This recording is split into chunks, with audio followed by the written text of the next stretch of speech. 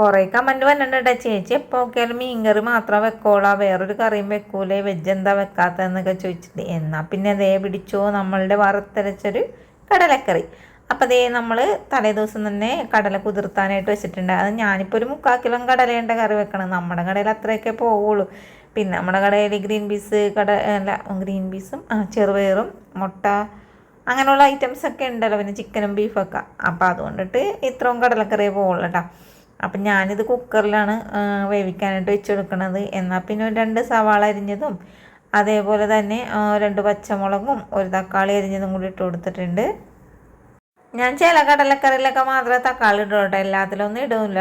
തക്കാളി ഇടാത്ത കടലക്കറിയൊക്കെ ഞാൻ ഇട്ടിട്ടുണ്ട് കേട്ടോ, കാണാത്തിലൊന്ന് കാണുക. കാരണം എന്താണെന്ന് വെച്ചാൽ നമുക്ക് പല ടേസ്റ്റും കിട്ടും. തക്കാളി ഇടുമ്പോൾ വേറൊരു ടേസ്റ്റ്, തക്കാളി ഇല്ലാത്തപ്പോൾ വേറൊരു ടേസ്റ്റ്, പല ടേസ്റ്റും നമുക്ക് കിട്ടണ്ടേ. അതിന് വേണ്ടിയിട്ടാണ് അങ്ങനെയൊക്കെ ചെയ്ത് കൂട്ടുന്നത്. പിന്നെ ഇതിലേക്ക് കുറച്ച് മഞ്ഞൾപ്പൊടിയും ഇട്ട് കൊടുത്തതിന് ശേഷം നമുക്കിതൊന്ന് വേവിക്കാനായിട്ട് വെച്ച് കൊടുക്കാം കേട്ടോ. ഫസ്റ്റ് തന്നെ ഞാൻ കടലക്കറിയും വെക്കും, പിന്നെ സാമ്പാറിനുള്ള പരിപ്പും വേവിക്കാൻ വെക്കും കേട്ടോ.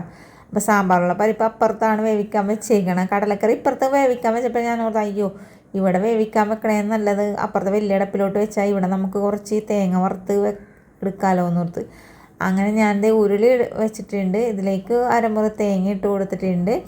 പിന്നെ മല്ലിയില്ലേ, പച്ചമല്ലിയും പെരുംജീരകവും പിന്നെ കുറച്ച് കറിവേപ്പില ഇട്ട് കൊടുത്തിട്ടുണ്ട്. അതേപോലെ തന്നെ ഒരു തുടം വെളുത്തുള്ളിയുടെ പകുതി അതും പിന്നെ എന്താണ് ചുമന്നുള്ളി അരിഞ്ഞതും കൂടെയാണ് ഇട്ട് കൊടുത്തേക്കുന്നത്. പിന്നീട് ഒരു 5-6 വറ്റൽമുളകും കൂടി ചേർത്ത് കൊടുത്തിട്ടുണ്ട്. വറ്റൽമുളകും പച്ചമല്ലി ഇല്ലെങ്കിലൊന്നും കുഴപ്പമൊന്നുമില്ല കേട്ടോ. കടലക്കറി നമുക്ക് മുളക് പൊടിയും മല്ലിപ്പൊടിയും ചേർത്തിട്ടായാലും വറുത്തരച്ച് വെക്കാൻ പറ്റും. അപ്പം തേങ്ങ ഒന്ന് വറുത്ത് വന്നിട്ട് ശേഷം എന്താണ് മുളക് പൊടിയും മല്ലിപ്പൊടി ഇട്ടാൽ മതി കേട്ടോ.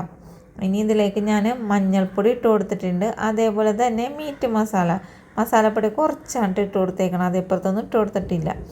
എന്നിട്ട് ഇതെല്ലാം കൂടി ഒന്ന് വറുത്തെടുക്കുന്നുണ്ട്. ഇത് നന്നായിട്ടൊന്നും വറുത്ത് വരണ്ട കേട്ടോ, ജസ്റ്റ് ഒന്ന് ചൂടായി കിട്ടിയാൽ മതി. നമ്മുടെ തേങ്ങ ഇടക്കിടക്കൊക്കെ വെള്ളടിയൊക്കെ വിട്ടിട്ടുണ്ട്, ഉപ്പും പുളിയും കൂട്ടണം നാക്കും വായൊക്കെ അല്ലേ, അങ്ങനെയൊക്കെ ഉണ്ടാവും അല്ലേ. അതൊക്കെ അവിടെ നിൽക്കട്ടെ. നമുക്ക് ഈ തേങ്ങ നന്നായിട്ട് വറുക്കണ്ടെന്ന് പറഞ്ഞ കാര്യം എന്താണെന്നറിയാമോ, ആ പച്ച തേങ്ങയുടെ ടേസ്റ്റും അതേപോലെ മല്ലിയും മുളകും ചൂടായ ഒരു ടേസ്റ്റും കൂടി ആകുമ്പോൾ ഒരു പ്രത്യേക ടേസ്റ്റായിരിക്കും കടലക്കറി കിട്ടുന്നത്. പിന്നെ തേങ്ങ നന്നായിട്ട് ഫ്രൈ ആക്കിയിട്ടുള്ള കടലക്കറി ഉണ്ട്, അത് നമുക്ക് വേറൊരു ദിവസം ഉണ്ടാക്കാം കേട്ടോ. അപ്പോഴേ ആരോടും പറയാതൊരു കാര്യം ഞാൻ ചെയ്യാൻ പോണേണ്. വേറെ ഒന്നുമില്ല, കടലക്കറിക്ക് ഇച്ചിരി കൊഴുപ്പ് കിട്ടാൻ വേണ്ടിയിട്ടേ 1/2 സ്പൂണ് അരിപ്പൊടി ചേർക്കണ്ട കേട്ടോ. എൻ്റെ പൊന്നോ, സത്യം പറഞ്ഞാൽ ഇതെല്ലാം പരസ്യം വെക്കണേണ്. ഏതെങ്കിലും ഹോട്ടലുകാർ കണ്ടിട്ടുണ്ടെങ്കിൽ എന്നോട് പറയും ഈ പെണ്ണിന് വേറെ പണിയൊന്നുമില്ല, എല്ലാവരും മൊത്തത്തിൽ കാണിച്ചു കൊടുക്കുന്നത്. കാരണം എന്താണെന്ന് അറിയാമോ, ഹോട്ടലുകാരെല്ലാവരും ചെയ്യണ പരിപാടിയാണിത്. പക്ഷെ ഞാൻ എപ്പോഴും ചെയ്യാറില്ല കേട്ടോ, കാരണം എപ്പോഴും ഇത് കടലക്കറി ഉണ്ടാക്കാറില്ല, പല ടേസ്റ്റ് വേറെ തരത്തിലൊക്കെ ഞാൻ ഉണ്ടാക്കുന്നത്. അപ്പോൾ അതുകൊണ്ട് ഒരു ദിവസം ഉണ്ടാക്കിയ കടലക്കറിനെയാണ് ഇപ്പം കാണിക്കണത്. ഞാൻ കൂടുതലായിട്ട് കടയിൽ ഉണ്ടാക്കണ കടലക്കറി എന്ന് പറഞ്ഞാൽ നമ്മുടെ വൈറലായിട്ടുള്ളൊരു കടലക്കറിയില്ലേ, അതാണ് കൂടുതലായിട്ട് ഉണ്ടാക്കുന്നത്. ഇതൊക്കെ വല്ലപ്പോഴൊക്കെ ഉണ്ടാക്കുള്ളൂ കേട്ടോ. എന്താണെന്ന് വെച്ചാൽ അതിലൊക്കെ ഒന്നും ഞാൻ തക്കാളി ഇടൂല. ഇത് പിന്നെ വേറൊരു തരത്തിൽ ഉണ്ടാക്കിയത് കൊണ്ടിട്ട് തക്കാളി ഇട്ട് അതേപോലെ അരിപ്പൊടി അരച്ച് ചേർത്തുന്നേ ഉള്ളൂ. അപ്പോൾ അതേ നമ്മുടെ കടലയൊക്കെ വെന്ത് കിട്ടിയിട്ടുണ്ട്. ഞാൻ ഇതൊരു ഉരുളിയിലോട്ട് കമ്മത്തണേ, കാരണം എനിക്ക് കുക്കറിലിട്ടിട്ട് ഇളക്കി കൂട്ടി യോജിപ്പിച്ച് കാണിക്കാനായിട്ടേ ഒരു ഭംഗിയായിട്ട് തോന്നണില്ല. പിന്നെ നമ്മൾ ആ അരച്ച് വെച്ചേക്കണ അരപ്പില്ലേ, അതും കൂടി ഇതിലേക്ക് ചേർത്ത് കൊടുത്തിട്ടുണ്ട്. ഇതിപ്പോൾ നമുക്ക് കുറുകലൊന്നും തോന്നൂല, കാരണം തിളച്ചിട്ടൊന്നുമില്ലല്ലോ. ഇനി ഇത് നന്നായിട്ട് തിളവന്നെ. അപ്പം ഞാനിത് ഇളക്കി കൂട്ടിയപ്പോഴേ കുറച്ച് ചാറിൻ്റെ കുറവ് പോലെ തോന്നി. എന്നാൽ പിന്നെ ആ മിക്സിലെ ജാറ് വെറുതെ കളയേണ്ട ആവശ്യമില്ലല്ലോ. ജാറ് കളയാനല്ല കേട്ടോ, ജാറ് കഴുകി വെള്ളം കളയണ്ടെന്നാണ് കേട്ടോ പറഞ്ഞു വന്നത്. അതും കൂടി കഴുകി അങ്ങോട്ട് ഒഴിച്ചു കൊടുത്തിട്ടുണ്ട്.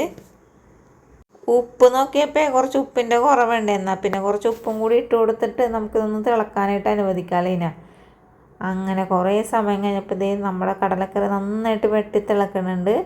ഇനി നമുക്ക് ഇതിൽ കുറച്ച് താളിപ്പും കൂടി നടത്തണം, എന്നാലേ അതിൻ്റെ ഒരു ഭംഗിയും അതേപോലെ ആ ഒരു ടേസ്റ്റും എല്ലാം കൂടി ഒത്തു വരുള്ളൂ. ഇപ്പം നമ്മുടെ കടലക്കറി നന്നായിട്ട് കുറുകിയൊക്കെ വന്നേക്കണുണ്ട.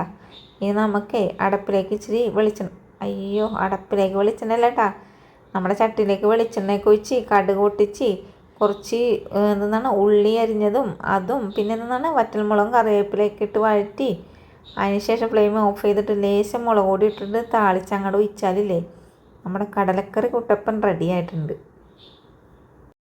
നമുക്ക് സമയമൊന്നുമില്ല കേട്ടോ. അപ്പോൾ അതുകൊണ്ട് നമ്മുടെ കടലക്കറിയുടെ വീഡിയോ ഇഷ്ടപ്പെട്ട ചാനൽ സപ്പോർട്ട് ചെയ്യാനും ലൈക്ക് ചെയ്യാനും ഷെയർ ചെയ്യാനും മറക്കരുത്. വീഡിയോ കണ്ടതിന് താങ്ക് യു.